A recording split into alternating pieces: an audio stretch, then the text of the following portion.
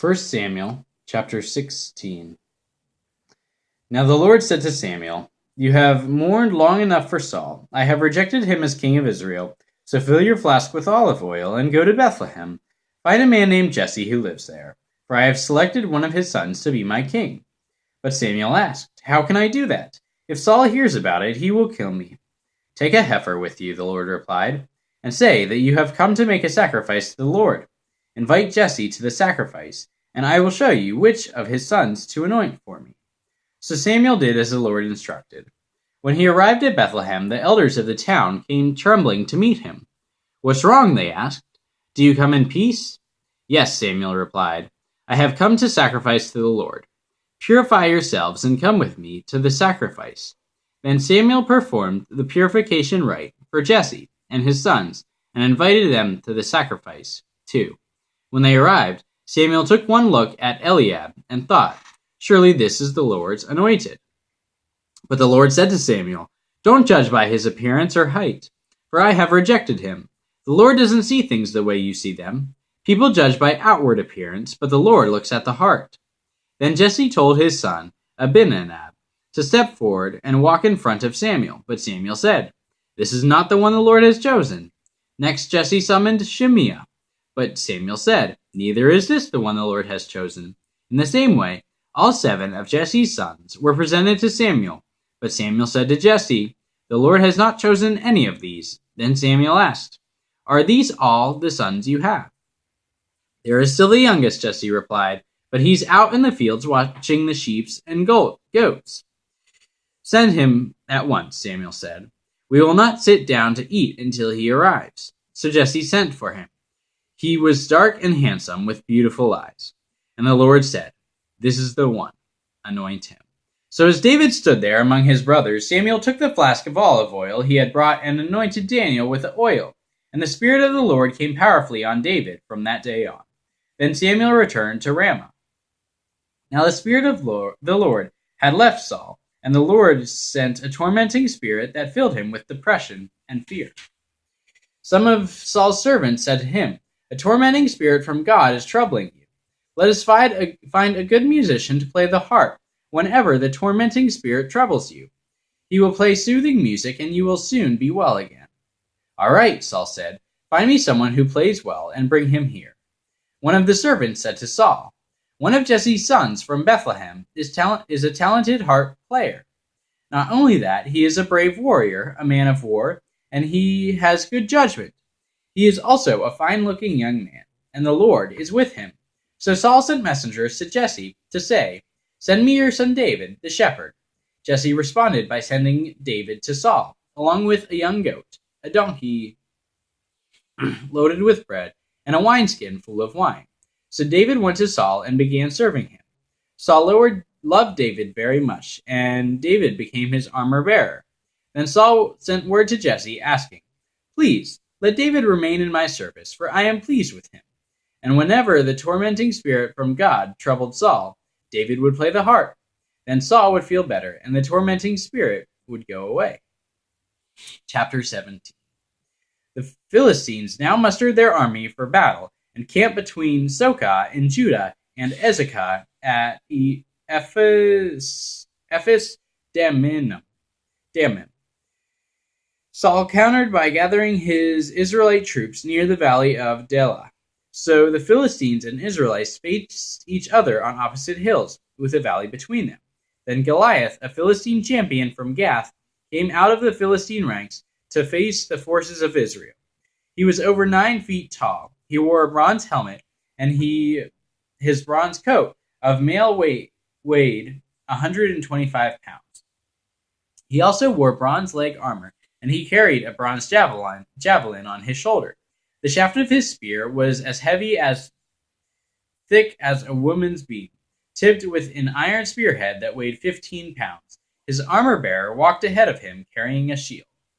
Goliath stood and shouted a taunt across to the Israelites. Why are you all coming out to fight?" he called. "I am the Philistine champion, but you are only the servants of Saul. Choose one man to come down here and fight me. If he kills me, then we will be your slaves. But if I kill him, you will be our slaves. I defy the armies of Israel today. Send me a man who will fight me." When Saul and the Israelites heard this, they were terrified and deeply shaken. Now David was the son of a man named Jesse, an Ephrathite from Bethlehem in the land of Judah. Jesse was an old man at the time, and he had 8 sons. Jesse's 3 eldest sons, Eliab, Abinab, and Shimea, had already joined Saul's army to fight the Philistines. David was the youngest son. David's 3 oldest brothers stayed with Saul's army, but David went back and forth so he could help his father with the sheep in Bethlehem. For 40 days, every morning and evening, the Philistine champion strutted in front of the Israelite army. One day Jesse said to David, "Take this basket of roasted grain and these 10 loaves of bread, and carry them quickly to your brothers, and give these 10 cuts of cheese to their captain. See how your brothers are getting along, and bring back a report on how they are doing." David's brothers were with Saul and the Israelite army at the valley of Elah, fighting against the Philistines. So David left the sheep with another shepherd and set out early the next morning with the gifts, and just as Jesse had directed him. He arrived at the camp just as the Israelite army was leaving for the battlefield with shouts and battle cries. Soon the Israelite and Philistine forces stood facing each other, army against army. David left his things with the keeper of supplies and hurried out to the ranks to greet his brothers. As he was talking with them, Goliath, the Philistine champion from Gath, came out from the Philistine ranks. Then David heard him shout to his usual taunt to the army of Israel. As soon as the Israelite army saw him, they began to run away in fright. "Have you seen the giant?" the men asked. "He comes out each day to defy Israel. The king has offered a huge reward to anyone who kills him. He will give that man one of his daughters for a wife, and the man's entire family will be exempted from paying taxes." David asked the soldiers standing nearby, "What will a man get for killing the Philistine and ending his defiance of Israel? Who is this pagan Philistine anyway, that he is allowed to defy the armies of the living God?" And these men gave David the same reply. They said, "Yes, this is the reward for killing him." But when David's oldest brother, Eliab, heard David talking to the men, he was angry. "What are you doing around here anyway?" he demanded. "What are those few sheep you're supposed to be taking care of? I know about your pride and deceit. You just want to see the battle." "What have I done?" David replied. "I was only asking a question." He walked over to some others and asked them the same thing, and received the same answer. Then David's question was reported to King Saul, and the king sent for him. "Don't worry about the Philistine," David told Saul. "I'll go fight him." "Don't be ridiculous," Saul replied. "There is no way you can fight the Philistine and possibly win. You're only a boy, and he's been a man of war since his youth." But David persisted. "I have been taking care of my father's sheep and goats," he said. "When a lion or a bear comes to steal a lamb from the flock, I go after it with a club and rescue the lamb from its mouth. If the animal turns on me, I catch it by the jaw and club it to death. I have done this to both lions and bears, and I'll do it to this pagan Philistine too, for he has defiled the armies of the living God. The Lord, who rescued me from the claws of the lion and the bear, will rescue me from this Philistine." Saul finally consented. "All right, go ahead," he said, "and may the Lord be with you." Then Saul gave David his own armor, a bronze helmet, and a coat of mail. David put it on, strapped the sword over it, a step or two to see what it was like, for he had never worn such things before. "I can't go in these," he protested to Saul. "I'm not used to them." So David took them all off again. He picked up 5 smooth stones from a stream and put them into his shepherd's bag. Then, armed only with his shepherd's staff and sling, he started across the valley to fight the Philistine. Goliath walked out towards David with his shield-bearer ahead of him, sneering in contempt at this ruddy-faced boy. "Am I a dog," he roared at David, "that you come at me with a stick?" And he cursed David by the names of his gods. "Come over here, and I'll give your flesh to the birds and wild animals," Goliath yelled. David replied to the Philistine, "You come to me with sword, spear, and javelin, but I come to you in the name of the Lord of heaven's armies, the God of the armies of Israel, whom you have defied. Today, the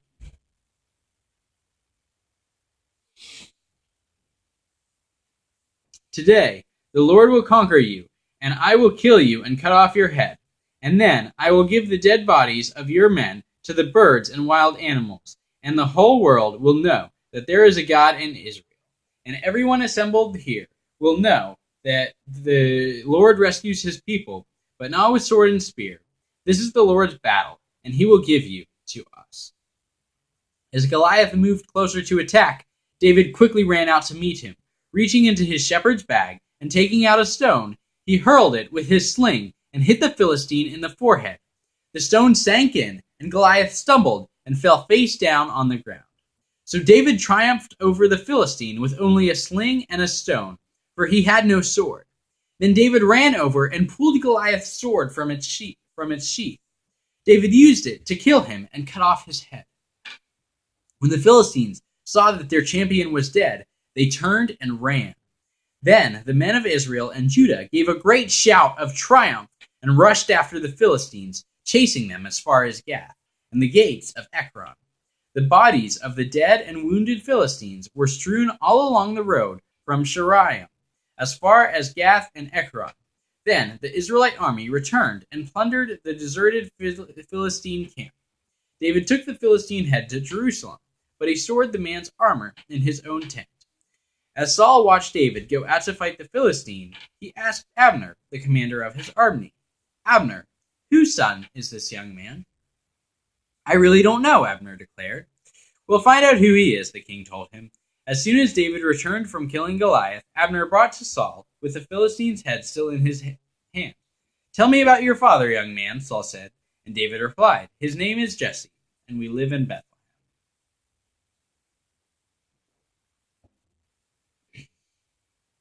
Chapter 18. After David had finished talking with Saul, he met Jonathan, the king's son. There was an immediate bond between them, for Jonathan loved David. From that day on, Saul kept David with him and wouldn't let him return home. And Jonathan made a solemn pact with David, because he loved him as he loved himself. Jonathan sealed the pact by taking off his robe and giving it to David, together with his tunic, sword, bow, and belt. Whatever Saul asked David to do, David did it successfully. So Saul made him a commander over the men of war, an appointment that was welcomed by the people and Saul's officers alike. When the victorious Israel army was returning home after David had killed the Philistine women from all the towns of Israel, came out to meet King Saul. They sang and danced for joy with tambourines and cymbals. This was their song: "Saul has killed his thousands, and David his 10,000s." This made Saul very angry. "What's this?" he said. "They credit David with 10,000s and me with only thousands? Next, they'll be making him their king." So from that time on, Saul kept a jealous eye on David. The very next day, a tormenting spirit from God overwhelmed Saul, and he began to rave in his house like a madman. David was playing the harp, and he did as he did each day. But Saul had a spear in his hand, and he suddenly hurled it at David, intending to pin him to the wall, but David escaped him twice. Saul was then afraid of David, for the Lord was with David as he turned away from Saul. Finally, Saul sent him away and appointed him to commander over 1,000 men, and David faithfully led his troops into battle. David continued to succeed in everything he did, for the Lord was with him. When Saul recognized this, he became even more afraid of him. But all Israel and Judah loved David because he was so successful at leading the troops into battle. One day Saul said to David, "I am going to give you my older daughter, Merab, as your wife. But first you must prove yourself to be a real warrior by fighting the Lord's battles." For Saul's thought, "I'll send him out against the Philistines and let them kill him rather than doing it myself. Who am I, and what is my family in Israel, that I should be the king's son-in-law?" David exclaimed, "My father's family is nothing." So when the time came for Saul to give his daughter Merab in marriage to David, he gave her instead to Adriel, a man of Meholah. In the meantime, Saul's daughter Michal had fallen in love with David, and Saul was delighted that he heard about it. "Here's a chance to see him killed by the Philistines," Saul said to himself. But to David he said, "Today you have a second chance to become my son-in-law." Then Saul told his men to say to David, "The king really likes you, and so do we. Why don't you accept the king's offer and become his son-in-law?" When Saul's men said these things to David, he replied, "How can a poor man from a humble family afford the bride price for the daughter of a king?" When Saul's men reported back to the king, he told them, "Tell David that all I want for the bride price is 100 Philistine foreskins. Vengeance on my enemies is all I really want." But what Saul had in mind was that David would be killed in the fight. David was delighted to accept the offer before the time limit expired. He and his men went out and killed 200 Philistines. Then David fulfilled the king's requirement by presenting all their foreskins to him. So Saul gave his daughter Michal to David to be his wife. When Saul realized that the Lord was with David and how much his daughter Michal loved him, Saul became even more afraid of David, and he remained David's enemy for the rest of his life. Every time the commanders of the Philistines attacked, David was more successful against them than all the rest of Saul's officers. So David's name became very famous. Chapter 19. Saul now urged his servants and his son Jonathan to assassinate David. But Jonathan, because of his strong affection for David, told him what his father was planning. "Tomorrow evening," he warned him, "you must find a hiding place out in the fields. I'll ask my father to go out there with me, and I'll talk to him about you. Then I'll tell you everything I can find out." The next morning, Jonathan spoke with his father about David, saying many good things about him. "The king must not sin against his servant David," Jonathan said. "He's never done anything to harm you. He has always helped you in any way he could. Have you forgotten about the time he risked his life to kill the Philistine giant, and how the Lord brought a great victory to all Israel as a result? You were certainly happy about it then. Why should you murder an innocent man like David? There is no reason for it at all." So Saul listened to Jonathan and vowed, "As surely as the Lord lives, David will not be killed." Afterward, Jonathan called David and told him what had happened. Then he brought David to Saul, and David served in the court as before. War broke out again, after all, and David led his troops against the Philistines. He attacked them with such fury, they all ran away. But one day, when Saul was sitting at home, with spear in hand, the tormenting spirit from the Lord suddenly came upon him again, and as David played his harp, Saul hurled his spear at David, but David dodged out of the way, and leaving the spear stuck in the wall, he fled and escaped into the night. Then Saul sent troops to watch David's house. They were told to kill David when they came out the next morning, but Michal, David's wife, warned him, "If you don't escape tonight, you will be dead by morning." So she helped him climb out through a window, and he fled and escaped. Then she took an idol and put it in his bed, covered it with blankets, and put a cushion of goat's hair on its head. When the troops came to arrest David, she told them he was sick and couldn't get out of bed. But when David sent the troops back to get David, he ordered, "Bring him to me in his bed so I can kill him." But when they came to carry David out, they discovered that it was only an idol in the bed with a cushion of goat's hair at its head. "Why have you betrayed me like this and let my enemy escape?" Saul demanded of Michal. "I had to," Michal replied. "He threatened to kill me if I didn't help him." So David escaped and went to Ramah to see Samuel, and he told all that Saul had done to him. Then Samuel took David with him to live at Naioth. When the report reached Saul that David was at Naioth in Ramah, he sent troops to capture him. But when they arrived and saw Samuel leading a group of prophets who were prophesying, the Spirit of God came upon Saul's men, and they also began to prophesy. When Saul heard what had happened, he sent other troops, but they too prophesied. The same things happened a third time. Finally, Saul himself went to Ramah and arrived at the great well in Sekra. "Where are Samuel and David?" he demanded. "They are at Naioth in Ramah," someone told him. But on the way to Naioth in Ramah, the Spirit of God came even upon Saul, and he too began to prophesy all the way to Naioth. He tore off his clothes and lay naked on the ground all day and all night, prophesying in the presence of Samuel. The people who were watching exclaimed, "What? Is even Saul a prophet?" Chapter 20. David now fled from Naioth in Ramah and found Jonathan. "What have I done?" he exclaimed. "What is my crime? How have I offended your father that he is so determined to kill me?" "That's not true," Jonathan protested. "You're not going to die. He always tells me everything he's going to do, even the little things. I know my father wouldn't hide something like this from me. It just isn't so." Then David took an oath before Jonathan and said, "Your father knows perfectly well about our friendship, so he has said to himself, I won't tell Jonathan. Why should I hurt him? But I swear to you that I am only a step away from death. I swear it by the Lord and by your own soul. Tell me what I can do to help you," Jonathan exclaimed. David replied, "Tomorrow we celebrate the new moon festival. I've always eaten with a king on this occasion, but tomorrow I'll hide in the field and stay there until the evening of the third day. If your father asks where I am, tell him I ask permission to go home to Bethlehem for an annual family sacrifice. If he says, 'Fine,' you will know all is well. But if he is angry and loses his temper, you will know he is determined to kill me. Show me this loyalty as my sworn friend, for we made a solemn pact before the Lord. Or kill me yourself if I have sinned against your father. But please, don't betray me to him." "Never," Jonathan exclaimed. "You know that if I had the slightest notion my father was planning to kill you, I would tell you at once." Then David asked, "How will I know whether or not your father is angry?" "Come out to the field with me," Jonathan replied. And they went out there together.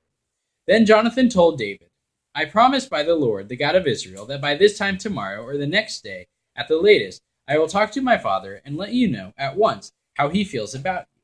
If he speaks favorably about you, I will let you know.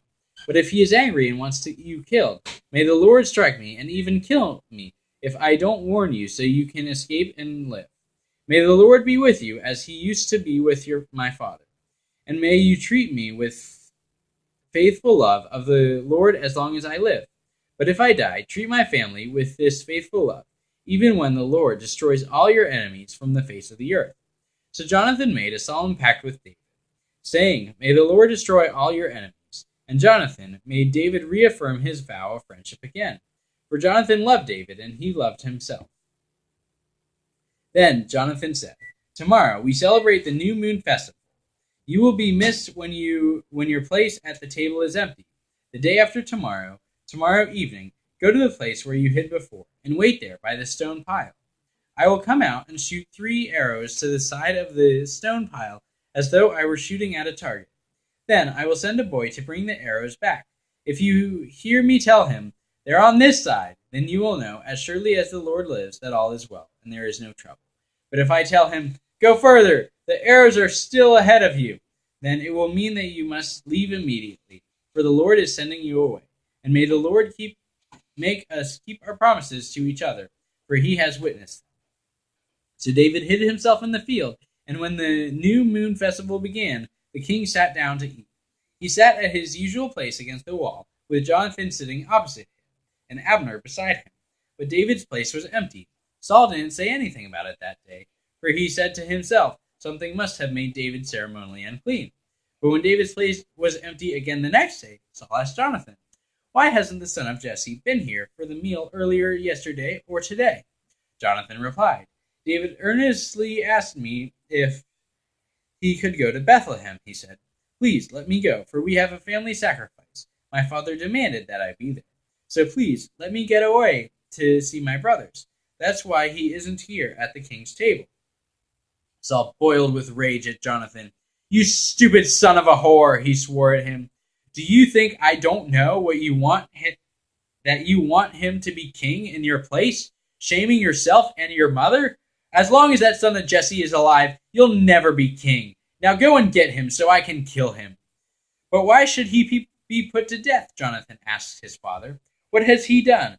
Then Saul hurled his spear at Jonathan, intending to kill him. So at last Jonathan realized that his father was really determined to kill David.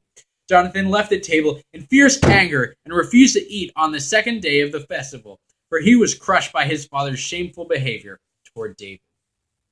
The next morning, as agreed, Jonathan went out into the field and took a young boy with him to gather his arrows. "Start running," he told the boy, "so you can find the arrows as I shoot them." So the boy ran, and Jonathan shot an arrow beyond him. When the boy had almost reached the arrow, Jonathan shouted, "The arrow is still ahead of you! Hurry, hurry, don't wait!"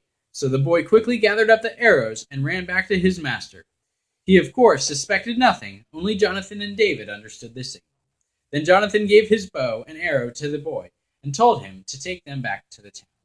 As soon as the boy was gone, David came out from where he was hiding near the stone pile. Then David bowed 3 times to Jonathan, with his face to the ground. Both of them were in tears as they embraced each other and said goodbye, especially David. At last, Jonathan said to David, "Go in peace, for we have sworn loyalty to each other in the Lord's name. The Lord is the witness of a bond between us and our children forever." Then David left, and Jonathan returned to the town. All right, sorry this week has been crazy, but hopefully you guys have a good time with the videos. Thank you so much for watching, and have a good one.